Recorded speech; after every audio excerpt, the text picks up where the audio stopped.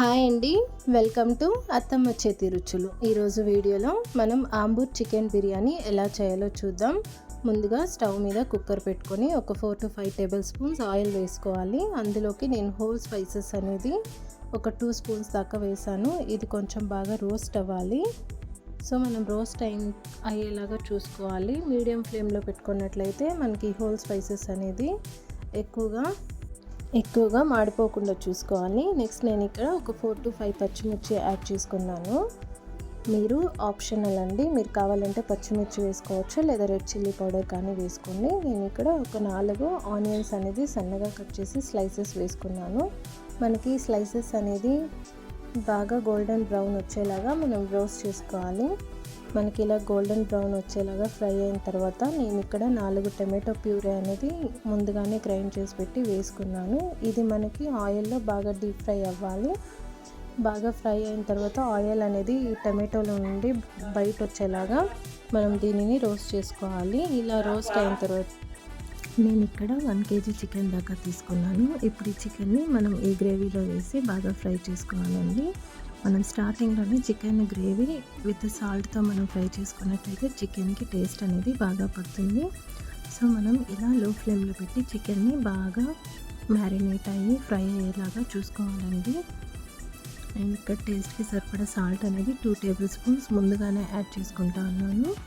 So ఇలా చేయడం వల్ల చికెన్కి టేస్ట్ అనేది బాగా పట్టి బాగా ఉడుకుతుంది. స్టార్టింగ్లోనే మనకి చికెన్ అనేది ఒక 50% దాకా బాయిల్ అయినట్లయితే మనం రైస్ వేసినప్పుడు టేస్ట్ అనేది సరిపోతుంది. ఇంకా బాయిలింగ్ అనేది కానీ ఎక్కువ టైం తీసుకోదు. ఒక గుప్పెడంత కొత్తిమీర ఆకు వేసి మనం ఇంకోసారి ఫ్రై చేసుకొని 2 రెమ్మలు కరివేపాకు యాడ్ చేసుకున్నట్లయితే వీటిలో ఉండేటువంటి ఫ్రాగ్రెన్స్ అనేది ఆయిల్లో డీప్ ఫ్రై అయిపోకుండా మనకి బాగా చికెన్కి పడుతుంది. మళ్ళీ ఇంకోసారి ఇలా మిక్స్ చేసి పక్కన పెట్టుకున్నానండి. ఇలా మిక్స్ చేసి పెట్టడం వల్ల టేస్ట్ అనేది ఫ్రాగ్రెన్స్ అనేది చాలా బాగుంటుంది. ఎవరైనా గెస్ట్లు వచ్చినప్పుడు ఇలా చేసినట్లయితే మన ఆంబూర్ చికెన్ బిర్యానీ అనేది చాలా టేస్టీగా ఉంటుంది. నేను ఇక్కడ 2 స్పూన్లు ధనియా పౌడర్, 1/2 స్పూన్ కారం, ఇంకా 1/2 స్పూన్ అంతా పసుపు యాడ్ చేసుకున్నాను. మీ టేస్ట్కి సరిపడా మీరు ఎలా కావాలో మసాలాస్ అనేది దానిని అలా అడ్జస్ట్ చేసుకోవచ్చు. నాకు ఇక్కడ 1/2 kg రైస్ తీసుకున్నాను కాబట్టి 2 గ్లాసెస్ బియ్యం వచ్చింది. నేను 3 గ్లాసెస్ దాకా వాటర్ యాడ్ చేసుకున్నాను. 2 టేబుల్ స్పూన్స్ నెయ్యి వేసుకున్నానండి. ఇలా నెయ్యి వేయడం వల్ల చికెన్ అనేది చాలా బాగుంటుంది. బిర్యానీ రైస్ అనేది కానీ సాఫ్ట్ అండ్ స్మూత్గా వస్తుంది.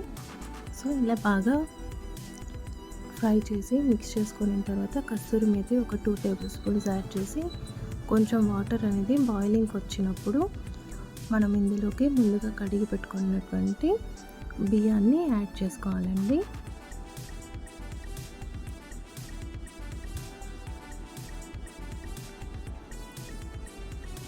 ఇప్పుడు మళ్ళీ మనం దీనిని ఇంకోసారి స్లోగా మిక్స్ చేసుకోవాలి.